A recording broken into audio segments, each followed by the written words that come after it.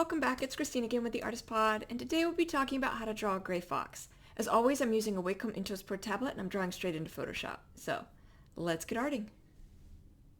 Okay, so here is the gray fox. They're really kind of cute. So they have some gray, they have some red, and they have some white. I'm gonna start off by doing the whole thing in shadow. And then, so when I talk about shadow, right, I'm not putting full pin pressure, right? It's just kind of this light pin pressure as opposed to full pin pressure. You can see the difference there. So I'm going to do the whole thing in shadow, and I will be right back.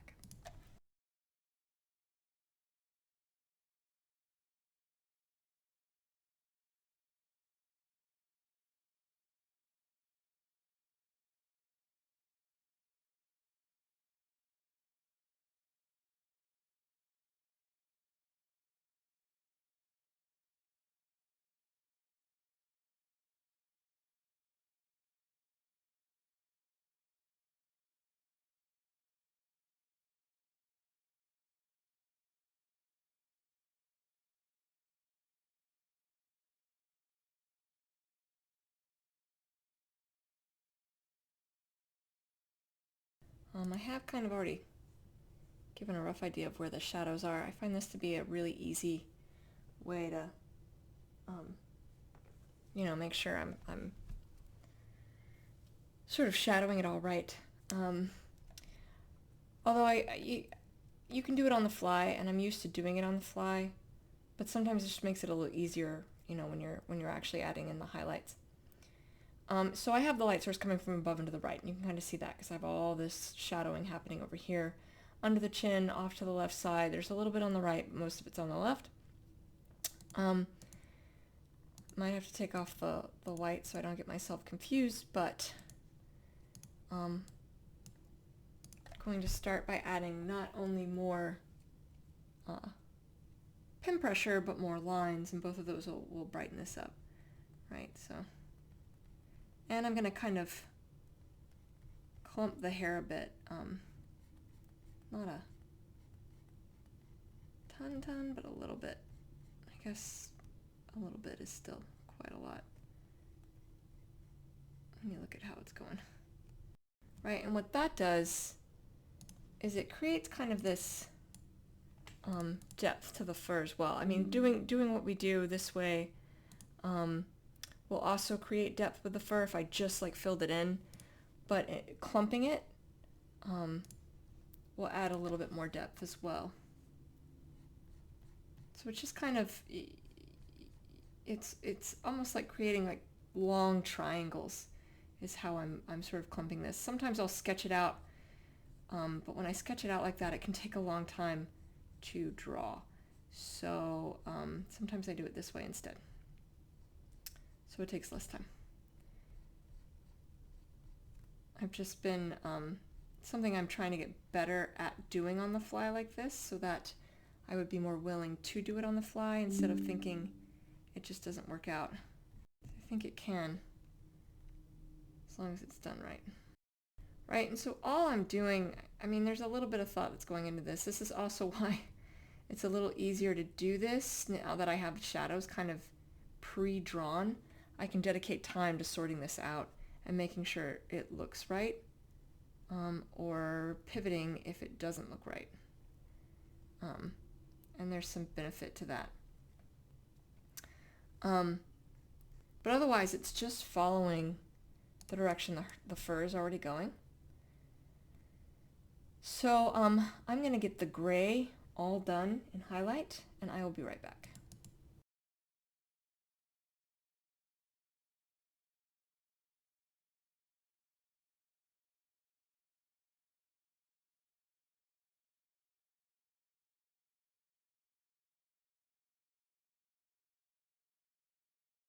That's how it's looking so far. That's the gray of the gray fox. So we're going to get the white done, and then we'll get the red, and then we'll get the ears and the nose and the eyes, because I haven't filled in the nose yet either. But same thing, right? Still kind of following what I was doing, just now it's white. So we bring it over. And you'll notice too, something else I did is I added some texturing just like this, just much more backed off pin pressure in an area that's shadowed as well. That'll help create the effect in other places, in the shadows, other places. But same thing, right? Just doing that kind of textury drawing where I'm looking for triangles within the sketch, backing off my pin pressure when I get to areas where there will be shadow. But yeah, so pretty straightforward. So I'm going to get the white done, just like I did with the gray, that same kind of thing, and I will be right back.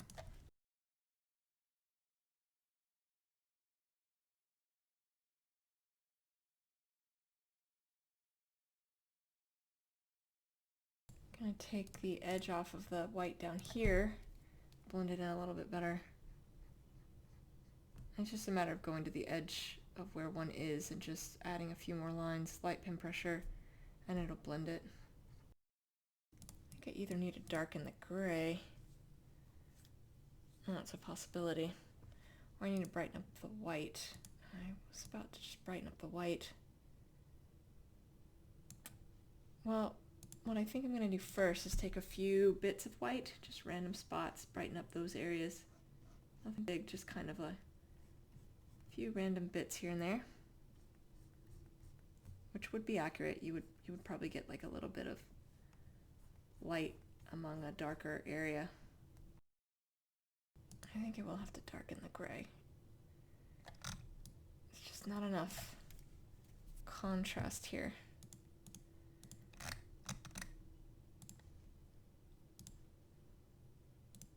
It's crazy because it seems significant, but it's not. I'm going to come down here and maybe add a little bit of warmth to it too. Okay. So I'm just going to select it, nudge it, turn off that layer, start a new layer, and then fill it with the new.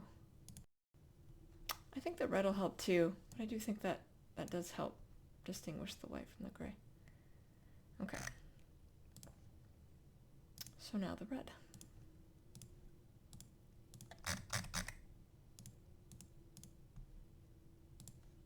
Okay, same thing.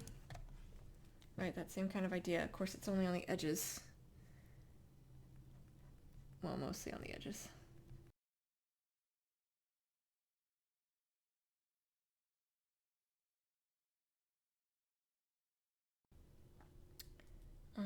Okay, so I am going to add a splash of red to the ears real fast. Let me also, I'm also kind of half filling it in.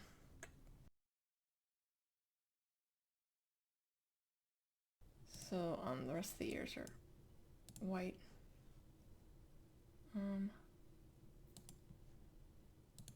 So it's the white fluff which you can kind of have going all over the place.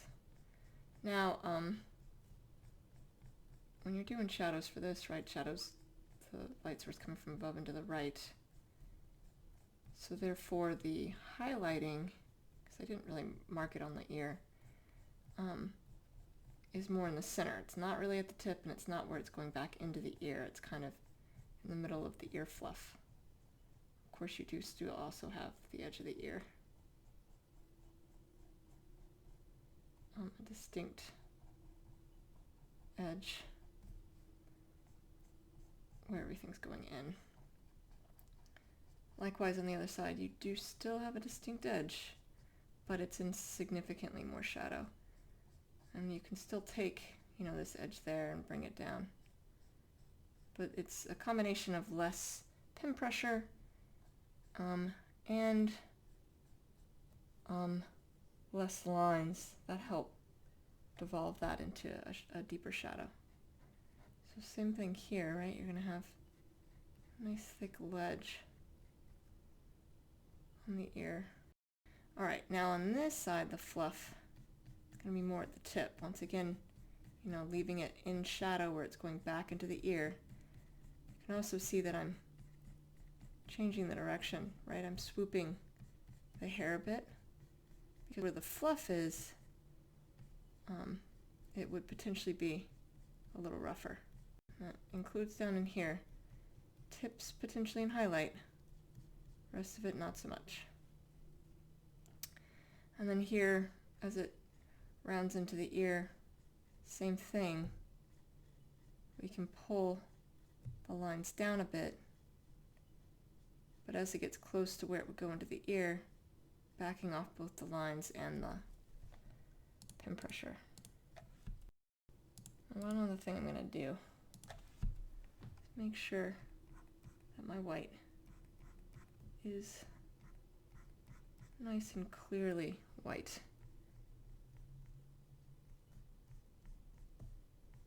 And so I'm just brightening up a few spots, making it stand out a little bit more.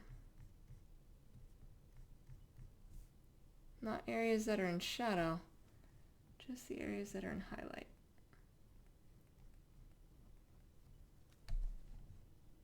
It'll help distinguish it from the gray. And then so sometimes when you want it to blend a little better, you can push one color deeper into another. So it doesn't have to stop directly, you know, hits an edge and it just stops dead. It doesn't have to do that. We'll do the nose real fast. I'm still going to take the same gray and just fill that in. Since I draw in black, I can't, you know, use black for something that is black. So I have to do gray. Now you know, this is a gray fox, so this may muddle it. I don't think it will though. So right now, again, just light pin pressure, I'm fully filling it in. Bring this all the way down. Add some highlights to it. But I'm not putting full pin pressure. I really am keeping my pin pressure way backed off, just to give a little bit of definition to the nose. Although I filled in so much, I think it's going to be just as bright. So we have their eyes, and then I'm going to add like a burst of like a warm color for highlight and blue for some shadows. So their eyes, pretty typical, you know, brown, somewhere in the brown family. Now I have the head not looking dead at us. It's looking just off. So we don't have to have it looking at us, or we could, because it's looking close enough, it could be looking at us. First thing I always do when I'm drawing in eyes, before I do that, I'm just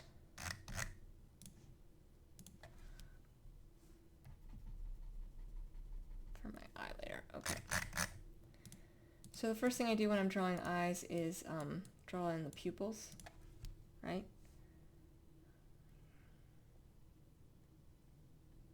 Right, so a little half circle.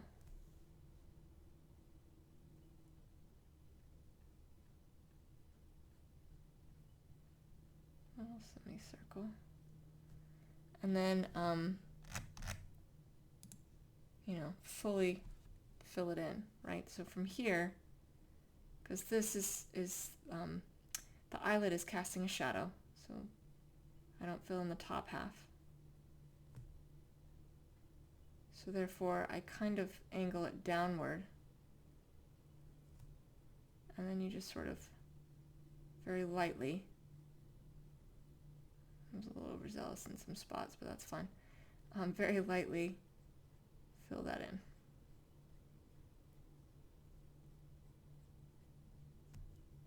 Same thing over here.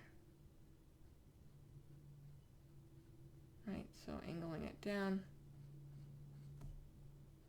Same thing on this side, angling that down, and then fully filling it in. Now you can experiment, you know, when you're drawing eyes, figure out where you want them looking. If you want them looking at you. I'm still debating on if I like this because it's looking a little off. And some of that would be this eye here, right? I have it more towards the center.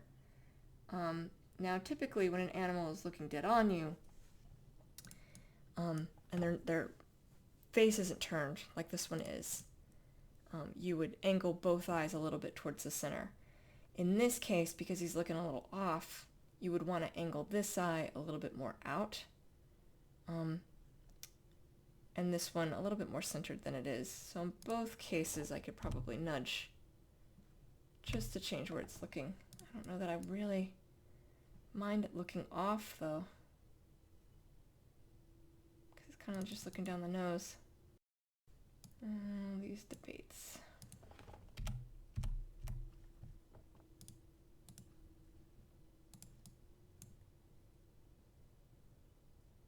Yeah, we'll leave it as is.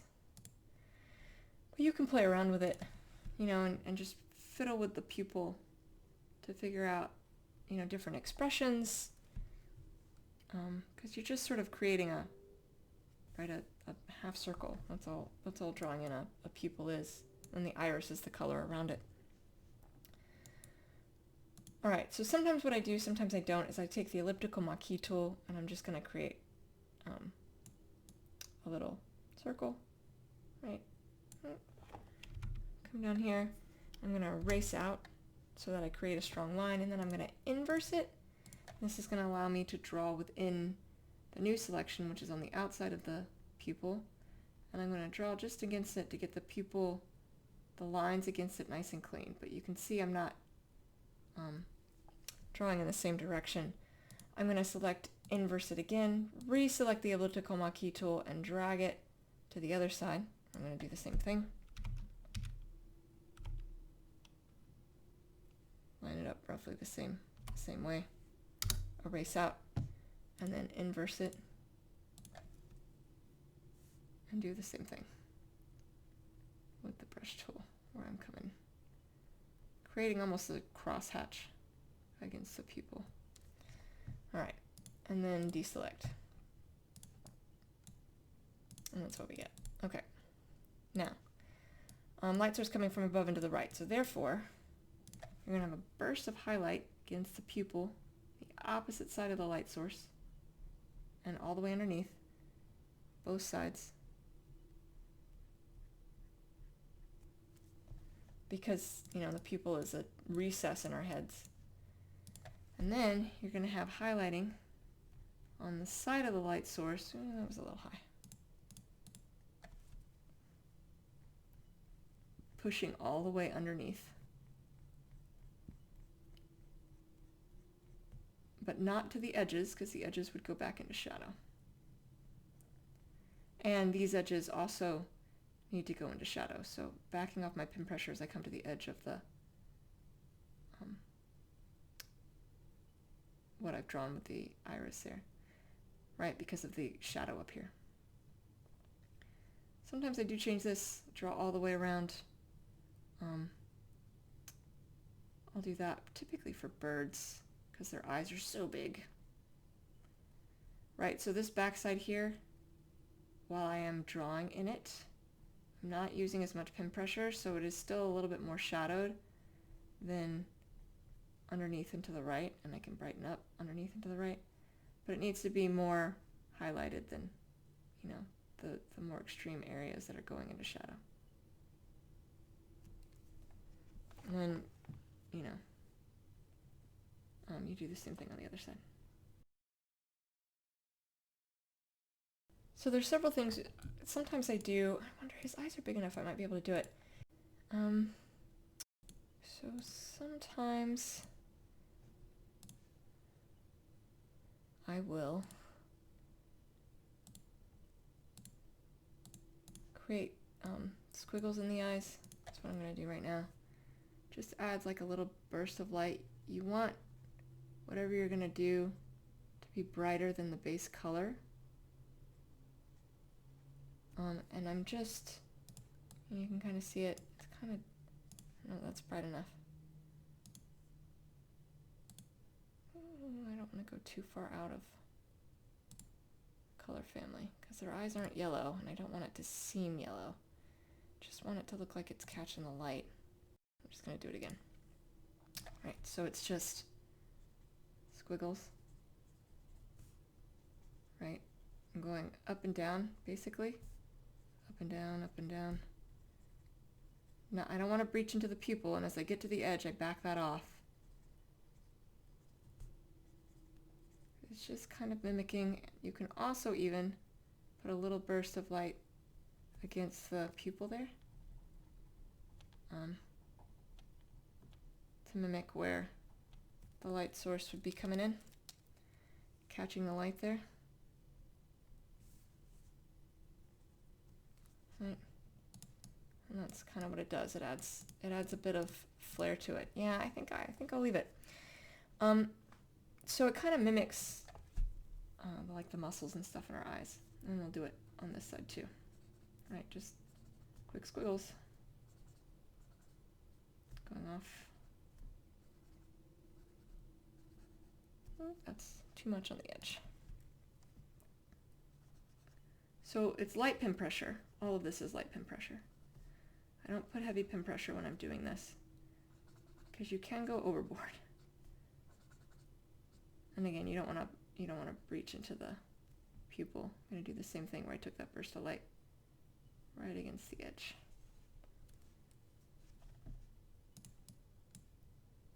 See, and it just adds a little bit more flair to the pupils, to the eyes, to the pupils, not just the pupils. You don't want to go too far off the back edge either, right? Because it goes into shadow down there.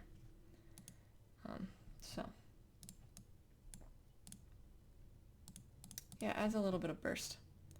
Okay, so then the last thing I typically do with eyes, but before I do that, I'm just going to save this color under my sketch layer. Okay.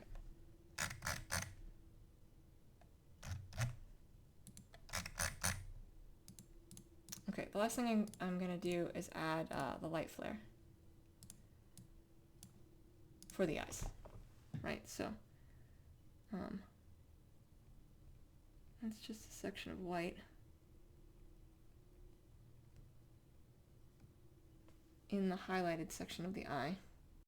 But not whatever I just did there. Just gonna change the angle a smidge because I keep shifting the angle on the other one. Normally I would just redraw it, but it's because the way the eye dips. Now something I am going to do that I typically don't do, but it's part of why I was struggling to line up the light flare, is I'm going to come in and push this up just a little bit. I am on the right layer, right? Yeah. Push the brown up just a little bit. Yeah. See, that worked much better.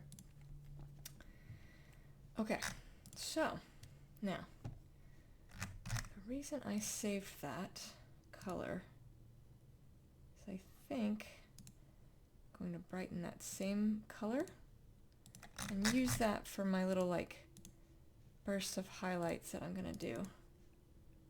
So essentially what this is I'm going to take this sort of bright orange, I take a warm color, and I'm going to use light pin pressure, but I'm basically drawing it in areas that have a little bit more extreme highlight. Basically where I think the light would be the strongest. So not everywhere in the highlight. This is absolutely a play it by ear and see how it looks kind of thing.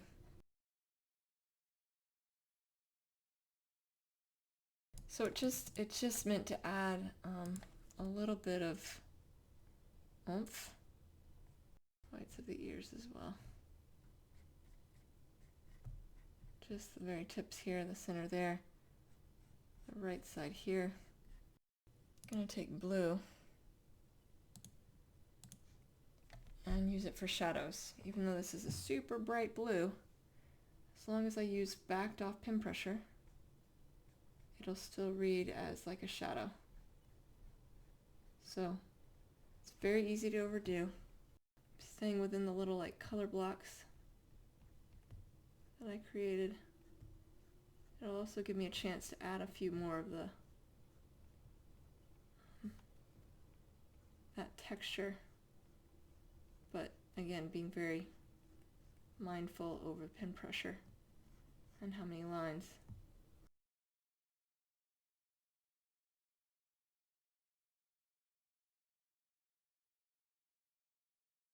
Now I'll also draw some blue in between some of the bigger gaps in the fur. Don't want it in all the gaps, so you got to pick and choose here as well, because again it can go it can be too much. Doing this allows the blue to spread throughout and add a little bit more sense of depth. And the last thing I'm going to do is take a few, just choose random bits of them and brighten up the blue, sort of scattering it out. Now I could add, if I wanted to, I don't know if I do want to. Did I sketch it in? Oh, I did. I could add whiskers. Right, you draw out the shoulder and you just sort of make very light and put a lot of pressure. Yeah, I guess that works. It adds a little bit to it. So there we go. A gray fox. Alright, so that's how you draw a gray fox. I hope that was helpful. In the floating nether next to me I have other videos of art tutorials I have done, and I will see you all soon. Thank you so much. Take care.